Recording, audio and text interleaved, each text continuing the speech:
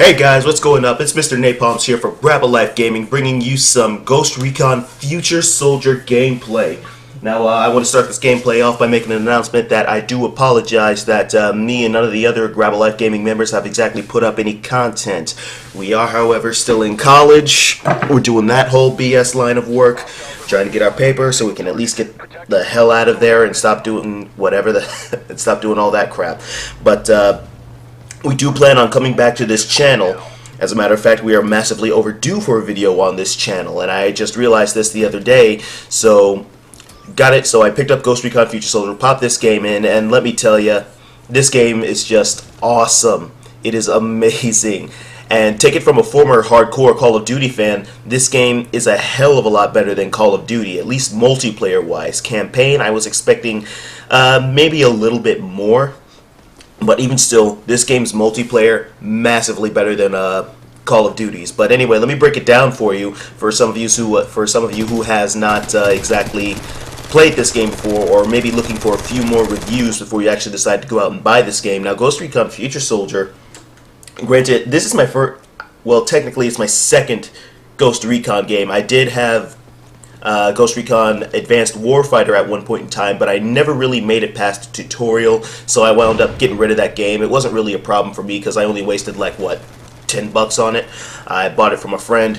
Either way, this game is amazing.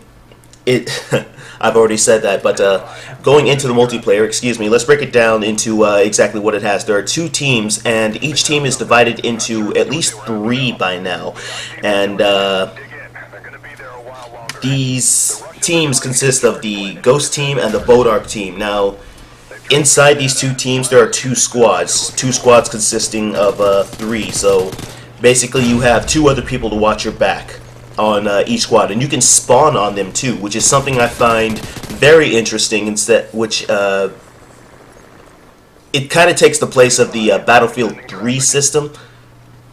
Well, it looks exactly like the Battlefield 3 spawn system, which isn't exactly so bad. My only problem with that, though, is sometimes when you spawn on your teammates, when you spawn on them, the millisecond after you spawn on them, they'll instantly be in combat, and you have no idea to what's going on whatsoever. So that's just another thing you got to be aware of. You have to be situationally aware on what your teammate is doing and what's around him. But this game requires massive team coordination, unlike Call of Duty, where you can just pretty much go solo on an entire enemy team, grab the most overpowered weapon, or grab any weapon whatsoever, and just lay fire into them, and you can expect to at least get a triple or maybe a quadra kill off of them, or higher. This game requires coordination. You just can't be Rambo. You can't rush into a fight. You got to assess the situation, then you got to choose how you're going to act upon it. Now, the classes in this game, let me go ahead and speed this up because I don't think I have more than 10 minutes. The classes in this game consist of the Rifleman, the Scout, and the Engineer. Now, the Rifleman, of course, is my immediate go-to class because they have an increased armor buff, which who the hell doesn't want that?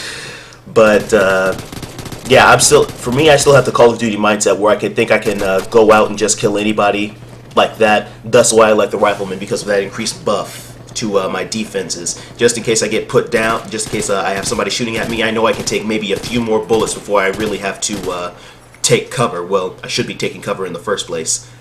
Which, if you haven't noticed throughout this whole game, this game makes you take advantage of cover. Not a lot of Call of Duty players, including myself, have really been using the advantage of cover, or really anything that'll just stop bullets from coming towards you. Most of the fights usually happen in the open, or at least on a straight diagonal line. Either way, this game gives you the option to go into cover, fire from cover, but let's get back to the classes. I'll explain the rest of that in a little bit. Now, the Riflemen are also the only classes that can use the assault rifles and the LMGs. LMGs, these even though they have a lot of kick to them, these guns are still badass, and that being, if you fire them from a stable position, or if you fire them from out from cover and at another player who isn't on your team, that player will become suppressed. Now, suppression, it will fuck them over. If they are soloed out, it will fuck them over. Suppression, what that does is it causes your screen to shake uncontrollably. Your crosshairs get larger. So basically, if you're a sniper in this position, you're pretty much fucked if you have a sniper rifle instead of an SMG.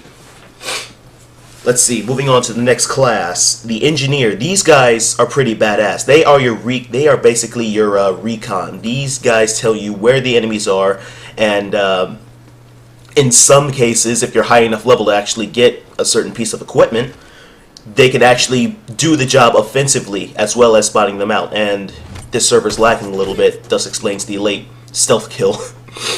There are a couple things that, one thing I'd like to point out before I go any further, there is no panic knifing in this game. There are only stealth kills.